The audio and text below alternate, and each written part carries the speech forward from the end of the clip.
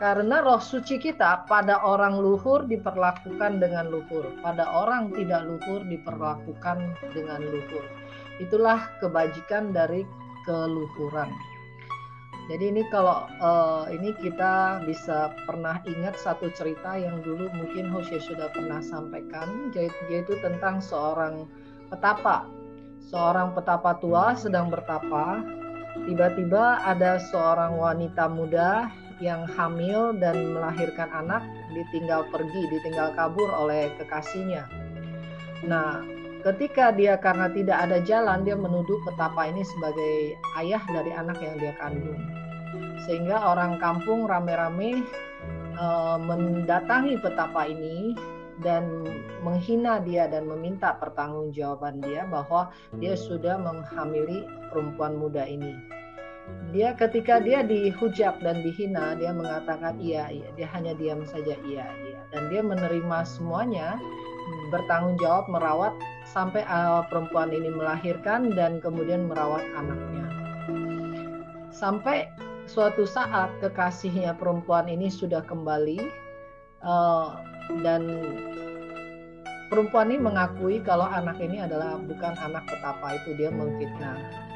Ketika semua orang datang dan minta maaf, dia juga hanya mengatakan iya dan mengembalikan anaknya dengan sangat tulus. Jadi keluhuran yang demikian, kelapangan yang demikian, itu sesungguhnya adalah sifat asli dari roh sejati kita. Orang sekarang sangat sulit sekali untuk bisa seperti itu. Jangan kata difitnah seperti itu. Tapi apa yang dilakukan oleh petapa ini adalah benar. Apabila dia pada waktu itu tidak mau mengakui anak ini adalah anak dia, mungkin wanita ini akan membunuh anaknya karena kalut dan rasa malu. Dan bagi dia tidak ada kerugian dia untuk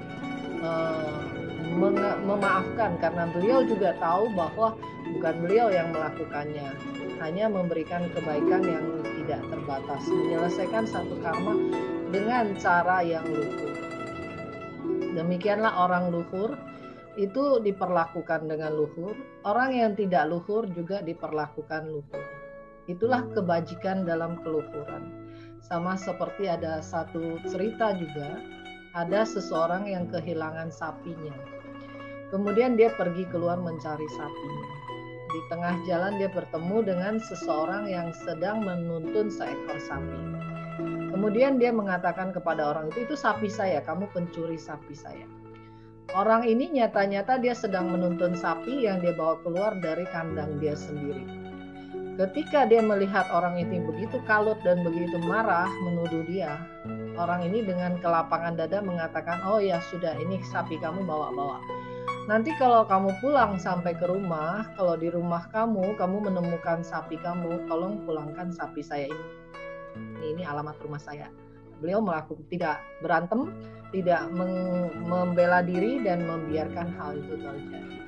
Kita bayangkan kelapangan yang demikian itu beresiko ya. Kalau ternyata nanti sapi orang itu memang hilang dan dia tidak lagi kembalikan sapi, berarti harus kehilangan sapi ini.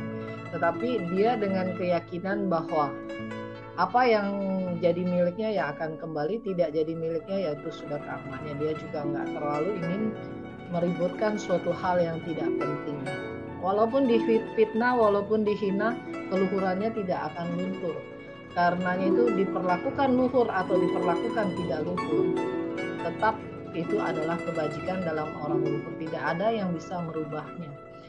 Keluhuran dari yang muncul dari diri sejati tidak ada yang bisa mempengaruhinya menjadi tidak luhur.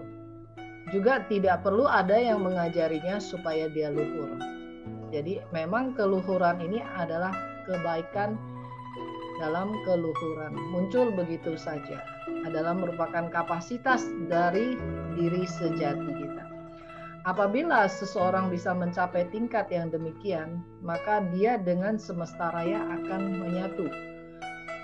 Hakikat sejati di semesta raya yaitu interaksi dari semesta raya, law of attraction akan terjadi kepada dia.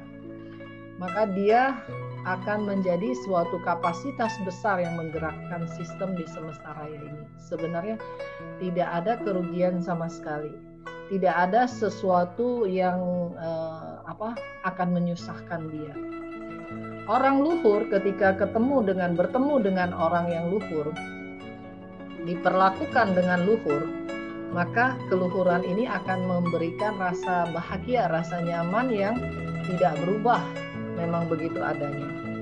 Tetapi ketika orang luhur ketemu dengan orang yang tidak luhur atau orang yang jahat, itu tidak berani berbuat tidak luhur.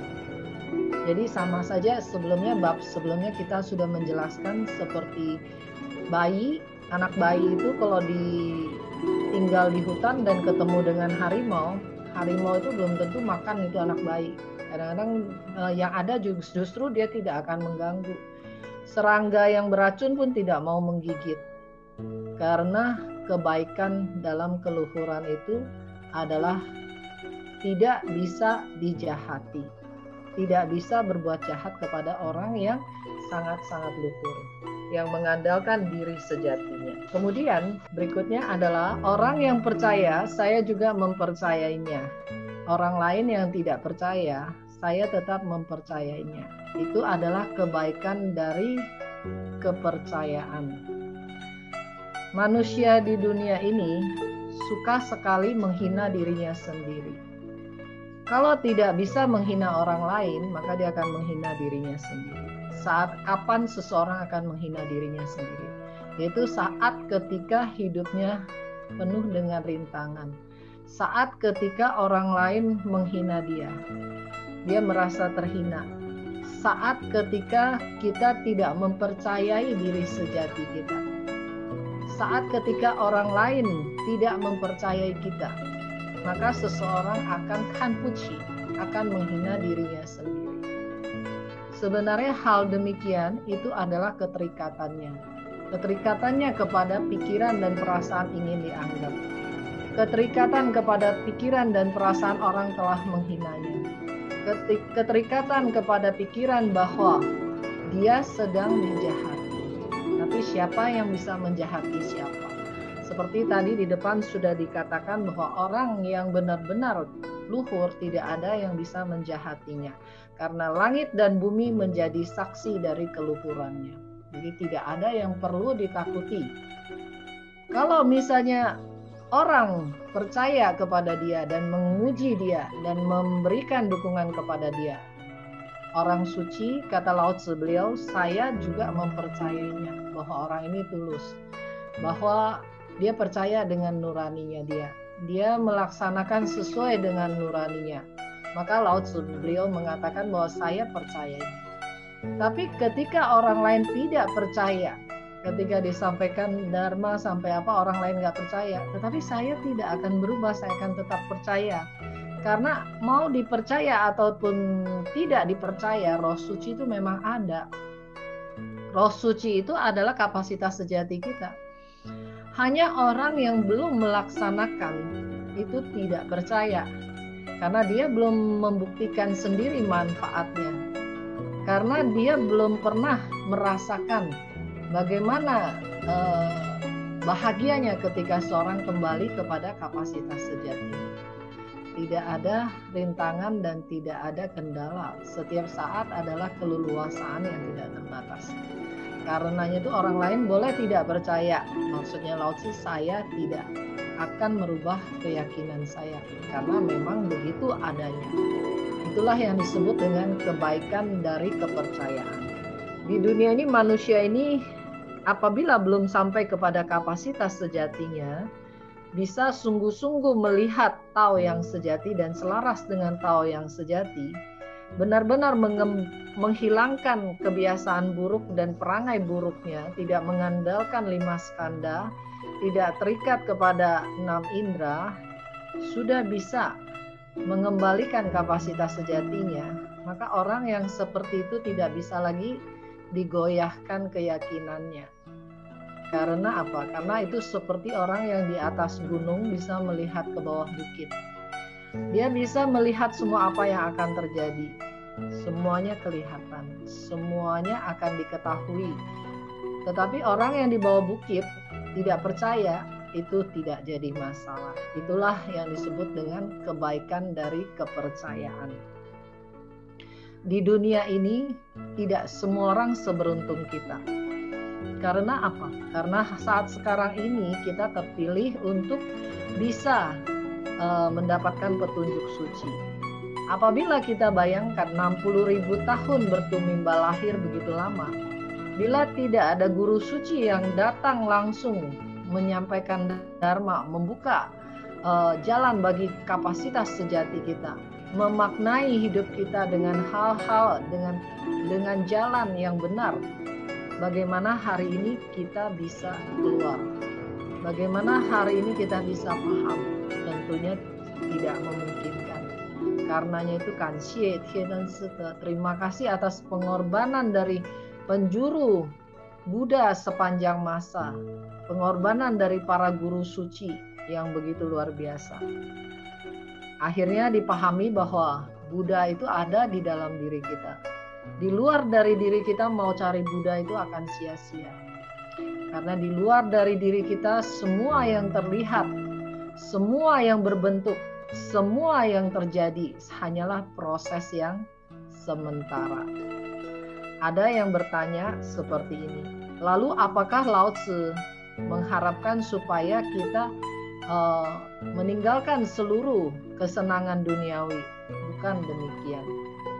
Bagi yang berkapasitas, dia bisa menikmati tetapi tidak terikat. Bisa tetap fokus kepada kebaikan tetapi tidak masuk kepada ranah kejahatan, ketidakbaikan, tidak berlebihan, menjalani sewajarnya, sepantasnya, mempunyai pilihan yang benar. Karenanya itu Lao Tzu beliau mengatakan bahwa bagi yang berjodoh otomatis akan percaya. Kalau dia berjodoh dan bisa percaya, maka mata dharmanya akan terbuka. Bertahap, berlapis-lapis sampai terbuka semuanya. Barulah kapasitasnya bisa dimunculkan semuanya. Bagi yang tidak percaya, walaupun sudah dilintaskan oleh berbagai Buddha dan sudah mendapatkan petunjuk suci, tetap akan tidak bisa dirasakan manfaatnya. Tetapi walaupun bertemu yang seperti itu, Lao Tzu pun tidak meremehkan. Karena apa? Karena itu karena keterikatan dia kepada karma yang belum bisa dilepas. Itu masih justru memerlukan banyak sekali pengarahan. Sampai waktunya tiba, asal memiliki ketulusan hati, pasti akan bisa mencapai kapasitas sejatinya. Orang suci tinggal di dunia setiap saat menyatu dengan seluruh semesta raya. Orang awam fokus pada mata dan telinga. Orang suci mengayomi bagaikan anak. Orang suci ini yang dimaksud adalah diri sejati kita. Diri sejati kita itu sekarang ini tinggal di dunia. Kita datang ada di badan raga ini sebagai sanhun, kita terkoneksi dengan roh kita di semesta raya, kemudian ada tubuh manusia ini, maka dikatakan orang suci tinggal di dunia. Tinggal di dunia setiap saat menyatu dengan semesta raya. Bagaimana caranya seorang pembina bisa menyatu dengan seluruh semesta raya? Yaitu menggunakan hati orang banyak, hati sejatinya, pengharapan dari orang banyak sebagai pengharapan dirinya. Melaksanakan keluhuran yang datang dari diri sejatinya untuk bisa memberikan yang terbaik bagi seluruh kehidupan, seluruh semesta raya. Itu dinamakan menyatu dengan semesta raya. Tetapi umumnya manusia itu hanya fokus kepada dirinya dia sendiri. Fokus kepada mata dan telinganya, fokus kepada bentuk dan suara, sehingga tidak meluaskan kapasitasnya sampai tidak terbatas. Ketika hanya fokus kepada mata dan telinga sendiri, bentuk dan suara sendiri, maka sebenarnya sangat-sangat kecil sekali. Sampai kecil sampai kita pun butuh bantuan. Bantuan apa? Bantuan kita akan mencari di mana orang suci. Mencari keluar diri kita, di mana orang suci yang bisa menolong kita. Karenanya itu orang awam fokus pada mata dan telinga, hanya mencari dan mencari keluar orang suci, orang pintar, orang bijak untuk melindungi dirinya. Padahal kalau sebenarnya dia bisa meluaskan kapasitasnya, menyatu dengan Tao di semesta raya, maka orang suci itu ada di dalam dirinya. Karenanya itu orang suci mengayomi bagaikan anak. Para Buddha, para suci, roh suci kita juga mengayomi diri kita bagaikan anak, tidak membeda-bedakan. Di dunia ini Tuhan memperlakukan semua makhluk, siapapun dia, apapun warna kulitnya, apapun agamanya, semuanya sama, adalah anak sendiri. Memaklumi, memaafkan, mengampuni, dan membimbing kepada proses yang lebih baik. Yang belum baik akan diarahkan kepada kapasitas yang baik juga.